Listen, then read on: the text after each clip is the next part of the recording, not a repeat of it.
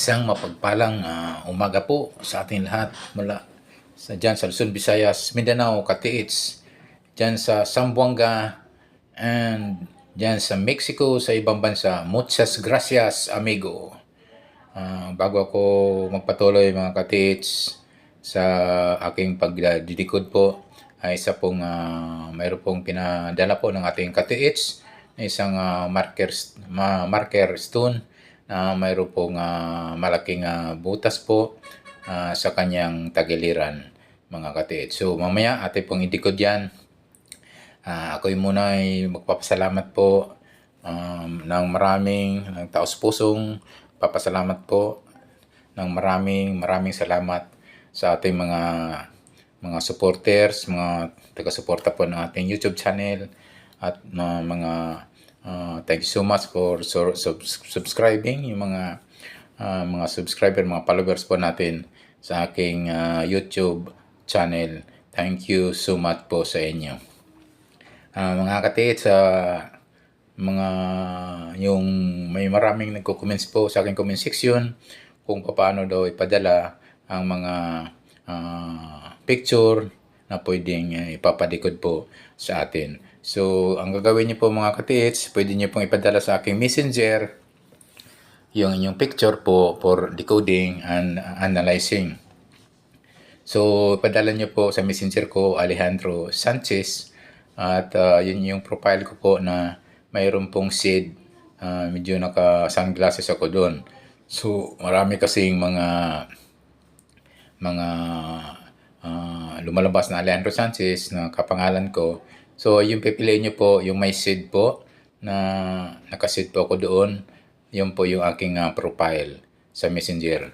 Pwede nyo po ipadala doon yung inyong mga picture for decoding para matulungan po natin sa pagdecode sa abot nating makakaya. Sa pagdedecode mga Katiits, for your information, ay hindi po talaga yan accurate o 100% na malulukit po natin yung items.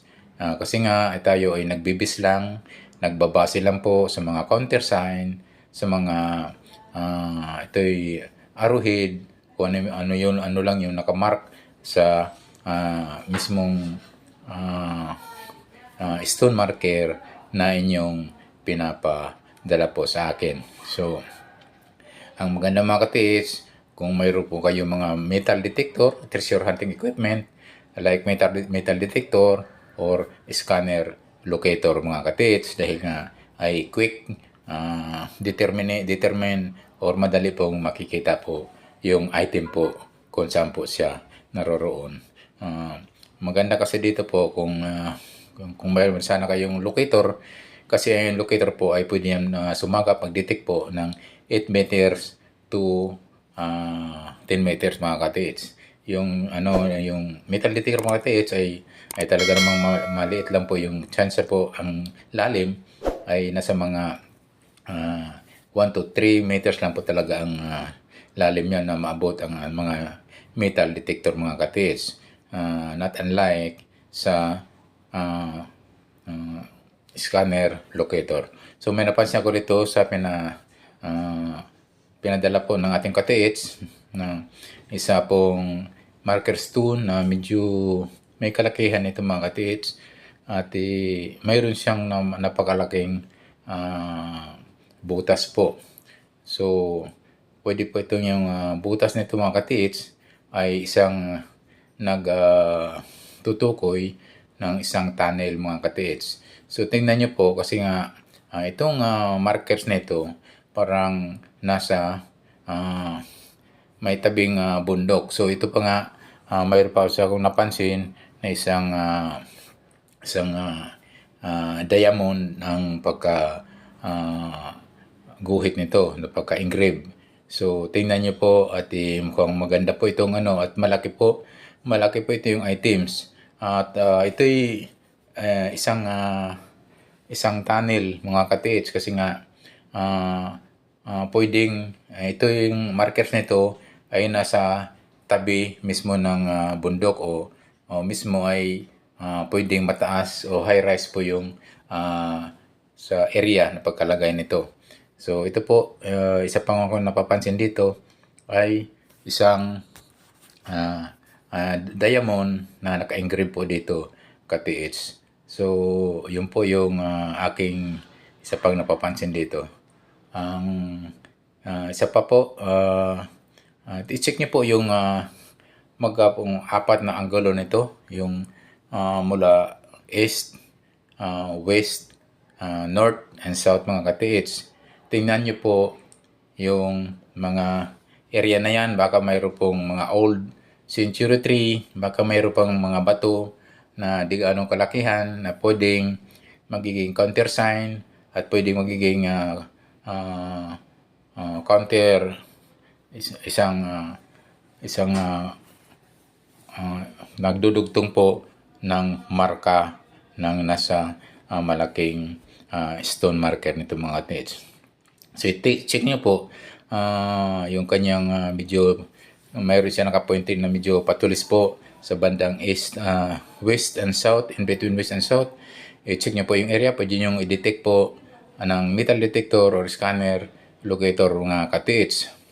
I-try nyo po i-detect yan at yan po ay isang pointing sign din po na napapansin po dito sa isang tingnan nyo po yung area o baka mayroong medyo na high-rise area o medyo na slant na lupa at medyo may kataasan at medyo elevated yung lupa na malapit dito sa markers nito mga ka-TH kasi pwedeng ito nga ay nagtutukoy na mayroong tunnel po yung markers nito mga ka-TH.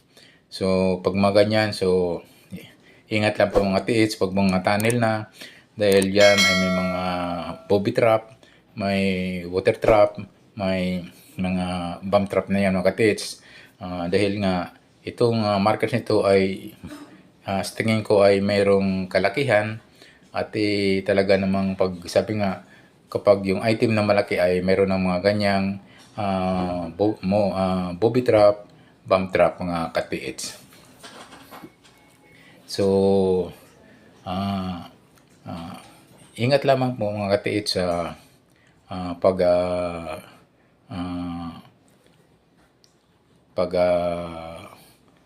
check po sa area, lalo na pag tunnel yan. May mga markers yan na may mga signs yan, mga bomb sign o mga water trap sign na pwede nyo matatagpuan dyan mismo sa tunnel dahil nga itong item nito ay tunnel po na ang tinutukoy nito. So medyo isa pa po na napapansin ko rito, may heart shape po ito. Talaga namang isa po sa ginagamit po ng mga Japanese mga ganyang shape o mga ganyang markers na may mga hugis, puso, mga ka-TH. So, yun yung muna mga ka-TH ang inyong titingnan. Baka may coordinated stone, may mga counter stone yan, markers na sa mga paligid dito. I-check nyo yung apat na anggulo sa east, mga 1 to 6 meters o dito sa bandang west 1 to 6 meters as well as the north and south mga ka-TH. So, i-check nyo yan. Baka may mga coordinated marker, counter signs po itong malaking bato nito. At kung wala naman mga ka-TH, so ito po, kasi nga ay nagtutugon po ito, nagtutukoy ng isang tunnel. Mayroong sa mga gilid po ito talaga na medyo mataas po yung pagkalupa niya o baka highland po yung pagkalagay nito. I-check nyo po o gamitan nyo po ng metal detector or scanner locator yung area na yan. Dahil ang markers nito po ay nagtutukoy po ng isang tunnel. So, ganun nga talaga mga ka-TH. Sa pagdidecode pala ay hindi po talaga accurate na 100% na matutukoy po natin yung positive area na kinalalagyan po ng ating hinahanap na markers, mga items mga ka-TH. So, Ang gagawin nyo na lang po, yung apat na anggulo, i-check nyo po north, south, east, and west para ito ay matukoy nyo po kung saan banda po yung kinalalagyan po ng item nito. Baka mayroong mga medyo naka-highland dyan o mayroong medyo magiging pinaka point markers o na itong hanggang dito na lang. Sana po ay nakatulong po ko sa pagdikod. Thank you so much. Yung mga magpapadikod pa, please send sa messenger po sa Alejandro Sanchez po. Muli, maraming salamat po. Thank you so much for watching. God bless us always.